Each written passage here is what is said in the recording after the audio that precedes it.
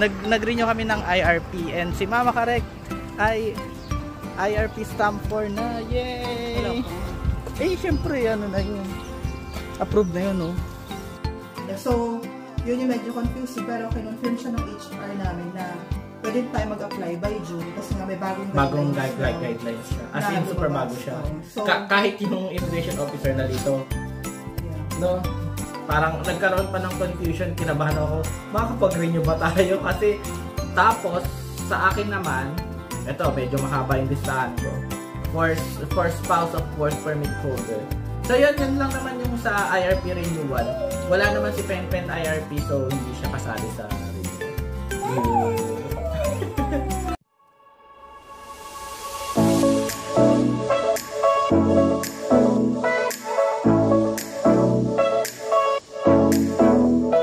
Hi guys! Welcome back to our channel. So today is June 20, 2024.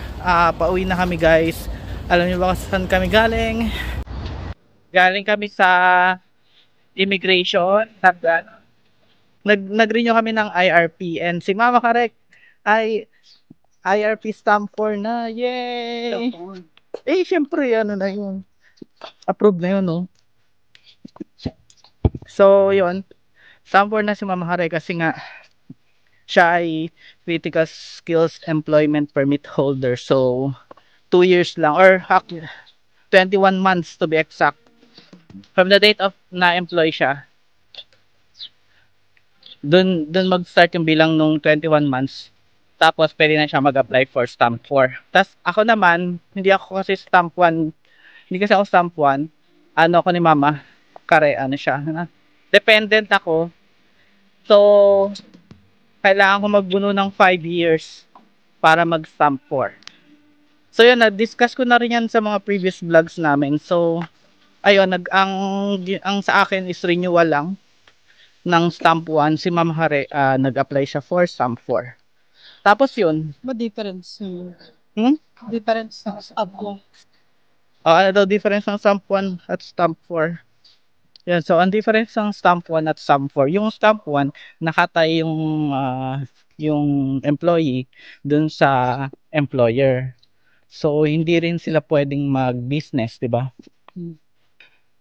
So yun yung pag stamp 4 naman, considered na siya as permanent resident. Pero ayun, kailangan pa rin siyang i-renew, I think.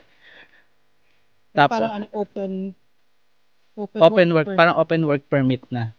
So hindi na siya nakatay sa single employer lang. Pwede na siya mag-apply sa iba't ibang companies and then pwede na ring mag-business. So yun yung difference ng stamp 1 at stamp 4. So yun, yun. And then after 5 years ng stay dito sa Ireland, pwede na kami mag-apply for citizenship. So ayun guys, diba nabanggit ko yung kami stamp 1G 5 years bago kami bago kami makapag-apply for stamp 4. And then yung citizenship naman 5 years din. So ang balak namin, hindi na ako magpapa-stamp 4. Diretso na ako ng application for citizenship. Pero tingnan natin kung mangyari. Ito pa rin si Pen. So yun, yung sunod nating topic, yung mga requirements na pinasa namin para dito sa stamp renewal namin. Pero yun, pagdating na sa bahay, kasi malapit na kami. See you later! One eternity later. So hello guys, nasa bahay na kami. Ngayon, medyo sit down vlog tayo ulit para mas ma-explain namin sa inyo kung paano yung process at saka yung requirements na pinasa namin para makapag-renew kami ng IRP. So first, pag-usapan natin guys yung timeline. So, yung processing kasi ng IRP renewal dito sa Limerick, medyo matagal siya compared siguro sa Dublin. I'm not sure sa ibang counties, pero sa Dublin, hindi siya ganun katagal. So, dito sa atin, medyo mahaba talaga yung processing time niya, and even yung pag-schedule pa lang ng appointment medyo matagal talaga. So nag-start kami mag-schedule ng appointment way back February 13 at ako nag-email for an appointment. Pero yung ano natin, yung IRP natin may expire ng June. So yeah, expiring na this June. Actually, expired na yung IRP natin this June. And then, ang employment start date ko is September kasi. So, syempre nag-consult kami before sa HR namin. And even kasi yung HR naman, i-alert ka naman nila kapag mag-a-apply na or time na para mag-renew ng IRP. So, kinonfirm naman namin sa kanila before kung kailan kami pwedeng mag-apply na for IRP. So, ang advice nila nun is by June, pwede na kaming mag-apply for renewal kasi nga, ang requirements is 21 months after ng employment date mo or yung start na employment mo, pwede ka nang mag-apply for IRP renewal. Pero, yun yung medyo confusing, di ba? Kasi nga... pero yung sinasabi pala ni Mama Kare, pang stamp 4 siya. Iba ba sa ano? Iba yung sa akin. Ano lang ako eh. Hindi. Every year ako eh. Hindi, yung IRP na, yung stamp 1. Hindi, yung stamp 1. Same lang eh. Hindi siya 20... yung 21 months. 21 months yung sinasabi mo eh. Kaya nga sinasabi, kaya pinililinaw ko na pang stamp 4... yung 21 from months. stamp 1 to stamp 4 yung... Kasi yung 21 months na counting from, stamp 4 application na yun. Kasi yun naman yung apply ko eh. So, stamp 4 naman na in-apply ko. Yun nga. Confusing. Yun yung medyo confusing kasi bago yung guidelines na yun na mag-start yung count date from the time na nag-start ka ng employment. Previously, hindi ganun yung advice sa atin. Parang, nung nag-backtrack tayo ng email, ang sabi ng HR sa amin, parang pwede tayo mag-apply for stamp 4 by August pa. Kasi ang count date is from the time kung kailan nag-start yung... issuance nung first IRP. Yung date mo, yung registration date mo ng IRP or kung ano yung nakastamp sa passport mo. Which is sa atin kasi November pa yung registration natin. Pati sa passport natin November. So, from November, in 21 months, dapat by August pa. Tama ba? Tama. So, yun yung medyo confusing. Pero kinonfirm siya ng HR namin na pwede tayo mag-apply by June kasi nga may bagong guidelines siya. As in, super bago siya. So, kahit yung immigration officer na dito, no? Parang nagkaroon pa ng confusion, kinabahan ako, makakapag-renew ba tayo? Kasi, parang hindi pumapayag yung yung... So, walang tao dun sa immigration. So, kami agad yung na-assist nung officer doon. So, medyo naging issue kasi nga, ang sasabi nung immigration, hindi pa kami pwedeng mag-apply, parang hindi pa kami due para mag-apply kasi nga ang 21 months na counting daw is from the time na kung kailan na-stamp yung passport natin or yung IRP registration which is November. So yun yung pinipilit talaga nung immigration na hindi pa kami pwedeng mag-apply kasi nga yun yung policy daw. So ayun, binalikan pa namin yung email. Sabi ko sa kanya, parang hindi ganun yung explanation sa amin ng HR namin na sabi nila, pwede na kami mag-apply. So, ang tagal namin doon kasi parang gusto niya kami pauwi. Ayaw niya i-process yung paper namin. Kasi ngayon, pag nangyari yun, hindi ma-process yung paper niya, kailangan niya pang mag-apply ng CSEP ulit, ng work permit kasi expiry nung work permit niya ni Mama Kare. Expired na ng June 5.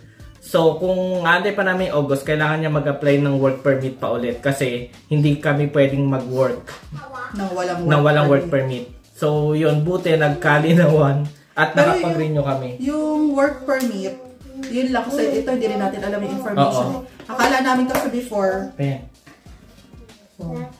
akala namin before, once na mag-expire na yung work permit natin, hindi na tayo pwedeng mag-work. Pero yun, kinonfirm din siya ng HR sa amin na pwede pang mag-work kahit expired na yung work permit mo up to 8 weeks lang. So, after 8 weeks from the time na nag-expire yung work permit mo, hindi ka na pwedeng mag-work. So, unpaid yun. Considering na nakapag pa-appointment ka na beforehand, before ma-expire yung passport, yung IRP mo. Sinabi doon na effective yung 8 weeks na yan. Basta mapatunayan mo na nakapag-apply ka before nakapagpa-schedule ka before. Appointment before na-expire yung IRP mo. So yun, importante din yun kasi kung kailan ka mag-schedule ng appointment with the immigration. Like in our case kasi, February pa lang. So 4 months talaga yung nilaan namin para doon sa appointment. So bago kami nakakuha ng appointment, which is recently lang kami, last week lang namin na-receive yung confirmation yung ng appointment namin. So imagine, ilang buwan siya bago kami nakakuha ng appointment. So, ganon sa Limerick? Ganon katagal. And then yung sinasabi nung immigration din, na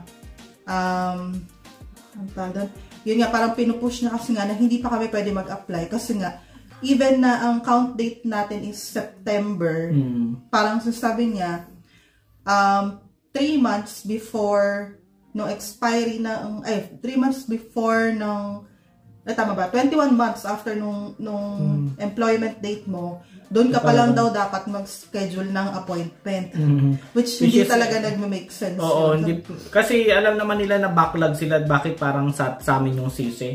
Biruin mo, after 21 months, June yun, doon ka palang magpapaschedule. So after 4 months, bago ka mabigyan ng schedule, ng appointment, di ba parang napaka-unfair sa atin. Kaya nga din nila binago siguro yung policy na from start ng work mo. Kasi delay sila. Biruin mo, dumating kami dito ng last week ng August, nag-start si Mama Karin ng work ng September. Nakapagpa-register lang kami November na. So yung timeline na yun parang nawala na, 'di ba? Parang lugi. So yun, medyo magulo talaga yun. Sana medyo naintindihan. Kasi nga yung iba yung pinupush niya talaga, parang sabi niya 3 months before 21 months after ng employment, doon ka pala mag-schedule ng appointment mo.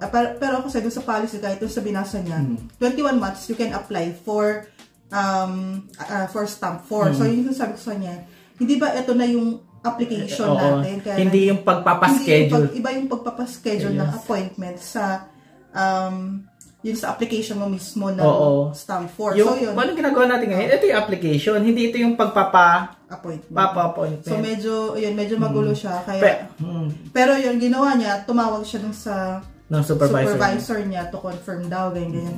And then yun, bumalik siya, tapos okay na daw, parang ipaprocess na daw niya. Pero ang dating is parang pinagbibigyan niya lang kami. Parang ganun yung tawag niya na, okay, ipaprocess ko na to kasi, hindi ko na lang lalagyan na kung ano-ano, basta okay na sa 21 months. Parang ganun yung dating niya na, okay, thank you thank you na ipaprocess mo, parang ganun. Pero okay lang, at least tapos naman na. Pero yun nga, may babalita din kami na good news na mukhang mababago na yung process. Hindi buka, sure na yun. Mababago na yung process. At least sa Limerick, hindi namin kino-confirm kung sa ibang county. I think court and sa news. Yun. So sabi mo nga news kasi ikaw nakakaalam. Gagawin, parang i-aalay na siya sa process sa Dublin, which is online. Automated na or online application na siya. Hindi na siya yung pupunta ka ng immigration para mag-apply, which is yun nga, nagtitake ng 4 months to get an appointment and then processing pa. Sa Dublin kasi medyo mabilis. So yun, sa mga hindi nakakaalam, sa Dublin online siya. Hindi mo na kailangan magpakita doon sa immigration office. Parang mag-apply ka online tapos marireceive mo yung pagkakalam ko, marireceive mo yung IRP mo. I-deliver nila. Dito, pupunta kang personal tapos after 2 weeks saka i-mail sa yung IRP mo. So yun din sinasabi kanina ng officer na magko-close na daw yung office nila by July. So sure na siya talaga na Pero yun, happy days kasi affected din kami.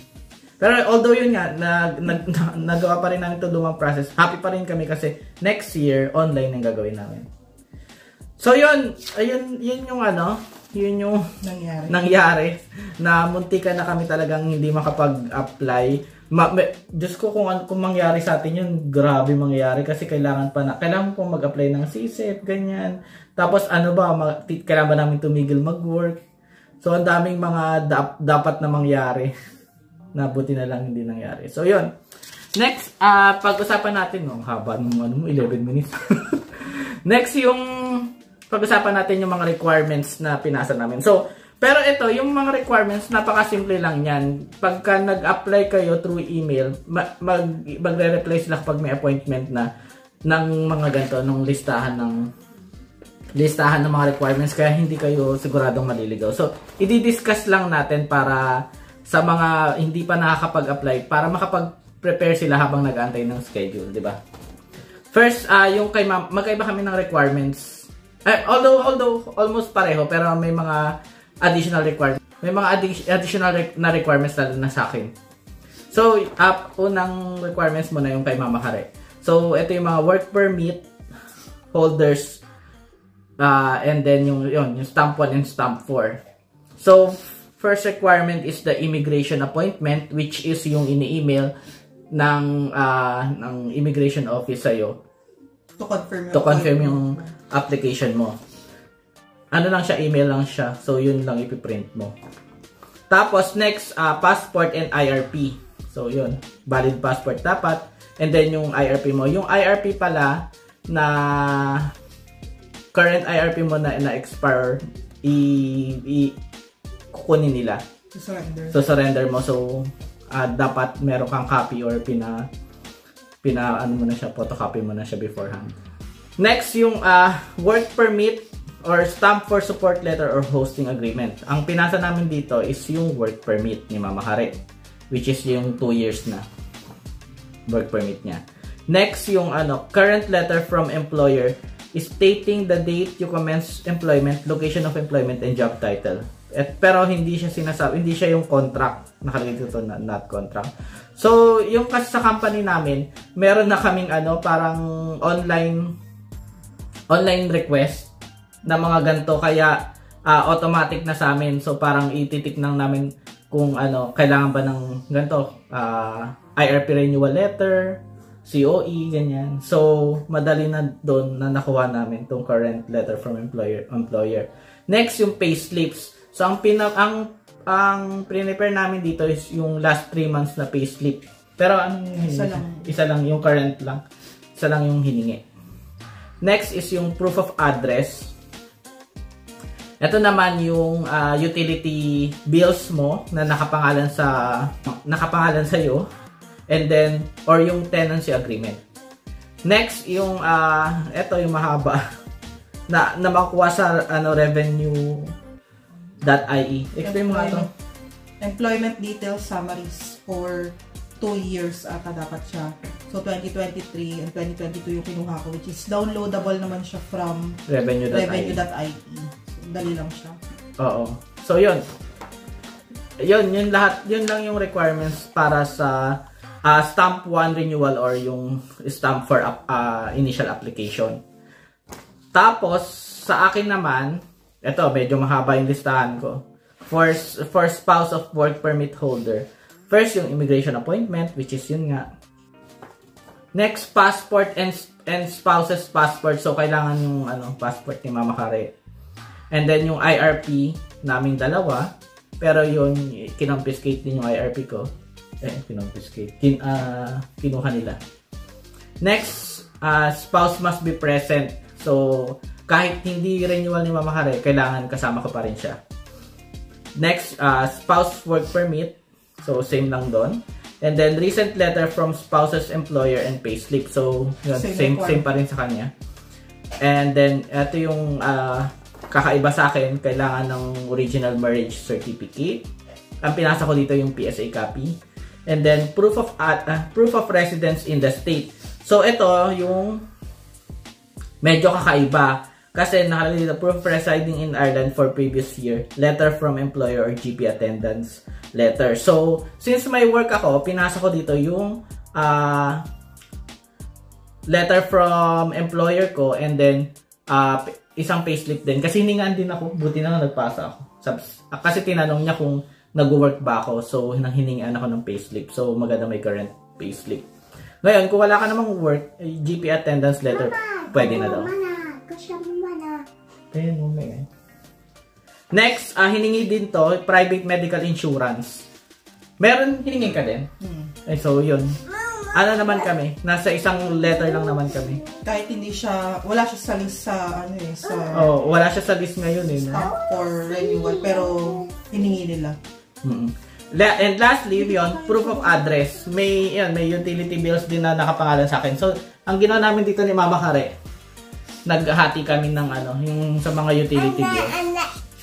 Naghati kami ni Mama Kare ng utility bills dito kung kanino ipapangalan para may mga mapapakita kami na proof of address. So, yun lang naman yung sa IRP renewal. Wala naman si Pen IRP, so hindi siya kasali sa renewal. So, yan, antayin natin guys after 2 weeks daw. Pero in normal kasi parang less than 10 working days na re-receive na namin yung work permit. So, balitaan namin kayo guys kung kailan namin marireceive yung work permit. Saka excited din kami malaman kung kasi hindi sinabi kay Mama Kare yung kung ilang taon yung expiry ng stamp 4 niya. Tapos nga pala yung payment pa naman. Yung payment is 300 euro pa din per person or per applicant. Tapos kailangan hindi sila tumatanggap ng cash, so need talaga ng debit card or credit card. So kailangan 'yon. Tapos i-check nyo din sa employer nyo kung sasagutin nila yung mga renewal ng IRP. Kasi yung sa amin, luckily, parehas kami nag-work dun sa company namin. Parehas siyang nare-reimburse. So yun guys, wala tayong walang thank you po pala sa mga nagme-message. Tinatry talaga namin i-replyan yung mga tanong nyo kahit minsan kasi talaga hindi namin na-experience eh. So sorry kung medyo malabo or hindi kami makasagot, pero yun, tinatry pa rin namin yung best namin na makasagot. Kasi ayaw din namin magbigay ng false information, di ba? So yun guys, kung gusto niyo ng shoutout, please comment down below. 1 eternity later. So hello guys, today is July 4th. So today is exactly 2 weeks after nung appointment namin sa immigration. So dumating na yung IRP namin. Yay! Papa, can you open my Ito yung IRP letter. Ha? Open my series. Yeah, later. Sandali lang. Teka, akin na. Catch it. So yun, tingnan natin. Nabuksan ko na siya. So ayun, yung IRP ni Mama as expected, stamp 4 na siya. So congrats Mama, PR na siya dito sa Ireland. So ang first application niya ng stamp 4, ang validity niya is 2 years. So sa 2026 pa si Mama magre-renew ng next IRP niya. Ako naman, so as expected din, stamp 1G, every year yung validity. So next year 2025 magre-renew ulit ako. So yun, inantay lang namin tong IRP para complete package yung vlog na to bago namin i-release. So yun, pwede ko nang i-upload tong video namin ng IRP renewal. Ayan, ang bilis lang. Pero yun nga, sa susunod na application namin is online na.